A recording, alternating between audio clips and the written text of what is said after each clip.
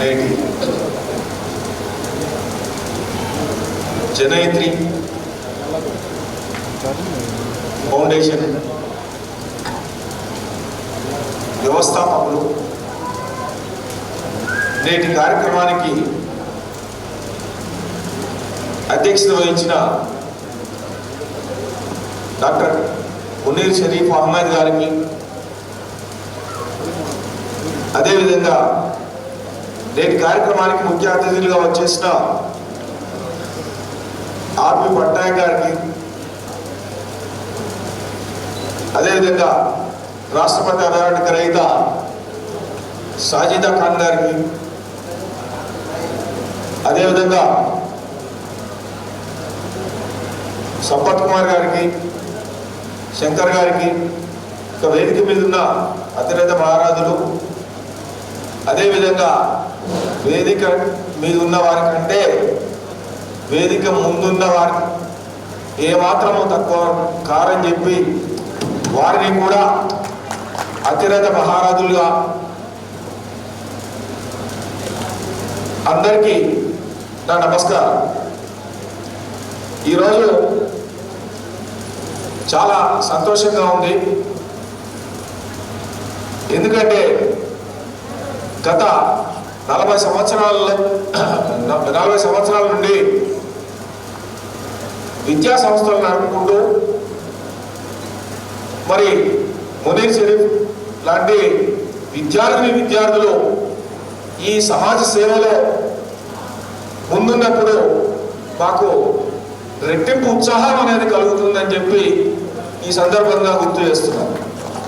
ఎందుకంటే ఇవాళ తాను ఉన్న పరిస్థితి, ఆర్థిక పరిస్థితి మిగతా వారి కంటే తక్కువ ఉన్నప్పుడు కూడా తను ఉన్న దాంట్లో మరి ఈ సమాజ సేవకు తాను ఆర్థిక సహాయం చేయడమే కాకుండా తాను వృత్తి ఏదైతే ఉంటుందో డాక్టర్ వృత్తిని కూడా అందరికీ వైద్యం అందాలనే తలంపుతోటి ముందుకు పోతున్న మునీర్ షరీఫ్ గారు నేను ప్రత్యేకంగా చూసినట్లయితే ఈ సందర్భంగా అభినందిస్తున్నా. అదొక్కటే కాకుండా ఇవాళ నేను చేయడమే కాదు, ఈ సమాజం నుండి ఇంకా నాలాంటి వాళ్ళు చాలా మంది ఉన్నారు. వాళ్ళందరినీ కూడా ఇవాళ పోగేసి మరి తెలంగాణలో అదేవిధంగా ఆంధ్రప్రదేశ్లో కూడా అందరినీ ఒకే గొడుగు కిందకి తీసుకొచ్చి అదే జనయిత్రి ఫౌండేషన్ అనేది స్థాపించి ఇవాళ తృతీయ వార్షికోత్సవం జరుపుకున్న సందర్భంగా ప్రత్యేకంగా అభినందనలు తెలియజేసుకుంటూ పేరున ఈ జనయిత్రి ఫౌండేషన్ తరఫున సేవా కార్యక్రమాలు అనేది ముఖ్యంగా ఇప్పుడే లక్ష్యం అనేది చెప్పారు. విద్యా వైద్యం అనేది, విద్యా వైద్యమే కాకుండా అన్నార్థుల్ని చాలా మందిని ఆదుకుంటున్న ఈ జనయిత్రి ఫౌండేషన్ సభ్యులందరినీ కూడా పేరున నేను అభినందనలు తెలియజేసుకుంటున్నాను. ఒక్క విషయం, మీరు ఏమనుకుంటారంటే మేము చేసేది కార్యక్రమాలు చిన్నవి మీరు అనుకుంటారు. కానీ ఒక దాహంగా ఉన్న వ్యక్తికి ఒక్క గ్లాస్ మంచినీళ్ళు ఇచ్చినా కానీ ఆ టైంకు మరి ఎంత ఉంటుందంటే ఆ ప్రాణం లేచి వచ్చినట్టుగా చూసినట్లయితుందంటే భావిస్తారు.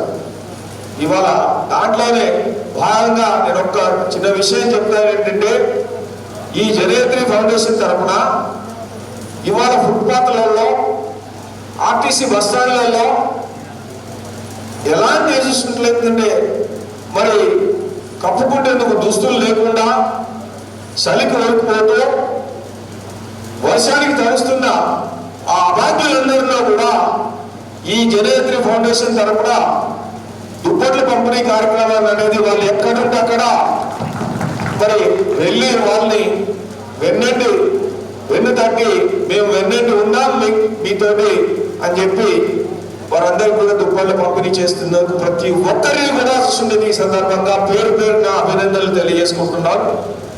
దాంట్లో ముఖ్యంగా దీన్ని ఆర్గనైజ్ చేస్తున్న మునీర్ షరీఫ్ను కూడా చూసినట్లయితే ప్రత్యేకంగా అభినందనలు తెలియజేసుకుంటున్నాను. ఇంకా ఇదే కాకుండా ఇంతమంది చెప్పారు, మన గవర్నమెంట్ జూనియర్ కాలేజీలో మార్నింగ్ ఎప్పుడు వాకింగ్ చేస్తుంటారు.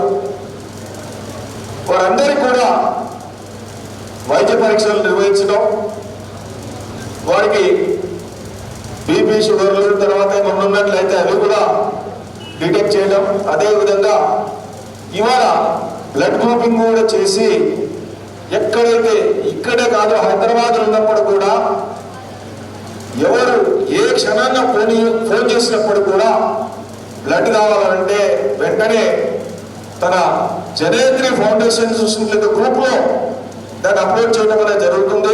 దాంతో వాళ్ళకు ఆ క్షణాల్లో మరి బ్లడ్ అందడం, ఎక్కడున్నప్పుడు కూడా ఆ సభ్యులు కూడా మరి ఆ డోనర్స్ అందరికి కూడా నేను చేతులెత్తి నమస్కారం చేస్తున్నాను. వాళ్ళు ఎందుకంటే ప్రాణదాతలుగా చూసినట్లయితే వెలుగుతున్నారు. కాబట్టి ఇట్లా చెప్పుకుంటూ పోతే చాలా కార్యక్రమాలు అనేది నిర్వహిస్తున్నారు. ఇక వైద్యపరంగానే కాకుండా మరి ఇటు విద్యార్థులకు మరి బుక్స్ పంపిణీ, అదేవిధంగా మరి నోట్బుక్స్, మరి ఇతర ఆర్థిక సహాయం కూడా చేయడం అనేది జరుగుతుందని చెప్పి ఈ సంస్థ తరఫున చూసినట్లయితే చేస్తున్నారు. వారందరినీ కూడా నేను పేరు పేరున అభినందనలు తెలియజేసుకుంటున్నాను. అయితే మాకున్న ఈ గురు శిష్యుల సంబంధం కంటే కూడా నేను కూడా అదే లైన్లో ప్రయాణం చేస్తున్నాను. గత 40 సంవత్సరాల నుండి ఇదే సేవా కార్యక్రమాలనే చూసినట్లయితే నిర్వహించుకుంటూ మేము కూడా వస్తున్నాం. ఇదే వేదిక మీద మరి గతంలో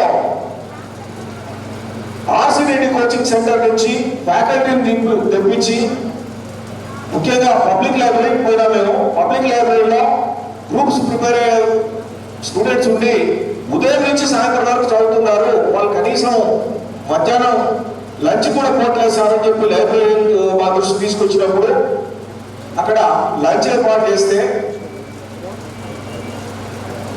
వాళ్ళన్న అది ఏంటంటే మాకు ఈ లంచ్ కాదు సార్, మాకు ఫ్యాకల్టీ ఓరియంటేషన్ ప్రోగ్రామ్స్ అనేది ఇప్పించండి అని చెప్పి చెప్పడం అనేది జరిగింది.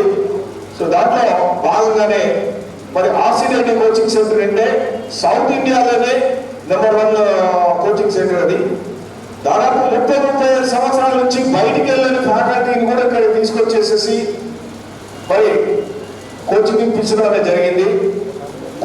కోచింగ్ ఇప్పించిన తర్వాత వాళ్ళు చెప్పిన దానికి అక్కడ ఉన్న బుక్స్కు సరిపోతుంది, లేటెస్ట్ బుక్స్ లేవంటే మళ్ళీ 50,000 రూపాయల బుక్స్ రిజిస్టర్ ఇప్పించడం అనేది జరిగింది. మరి ఈ విధంగా చేసిన తర్వాత లాస్ట్ రిజల్ట్ ఏంటంటే 14 మంది చూసుకుంటూ సెలెక్ట్ అయ్యారనే విషయాన్ని మాకు ఆ లైబ్రరీని చెప్పడంతో అసలు మా ఆనందానికి అవధులు లేవు. ఎందుకంటే మేము చేసింది ఇవన్నీ కూడా చాలా చిన్నగా అనిపించింది.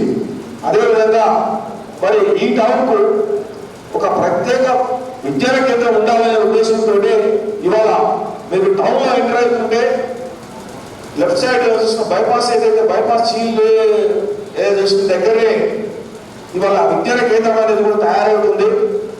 ఇప్పుడు ఈ జనేత్రి ఫౌండేషన్ 3వ మహాసభ ఏదైతే ఇక్కడ జరుగుతుందో 4వ మహాసభ జరిగేటప్పుడు 4వ మహాసభ జరిగేటప్పుడు అలా అది పూర్తిగా తయారై మీకు అందుబాటులో ఉంటుందని చెప్పి మీరు ఏ సేవలైనా సరే దాని నుంచి ఉపయోగించుకోవచ్చు అని చెప్పి నేను సవినయంగా తెలియజేసుకుంటూ అది ఈ పట్టణంలోని ముఖ్యంగా విద్యార్థులకు స్కిల్ డెవలప్మెంట్ ట్రైనింగ్స్ ఇప్పించడమే కాకుండా ఓరియంటేషన్ ప్రోగ్రామ్స్, అదేవిధంగా రైతులకు శిక్షణ కార్యక్రమాలు, తర్వాత మహిళలకు కూడా శిక్షణ కార్యక్రమాలు అనేది ప్రధానంగా ఎంచుకొని ఆ విద్యా కేంద్రాన్ని అనేది పూర్తి చేయడం అనేది జరుగుతుంది.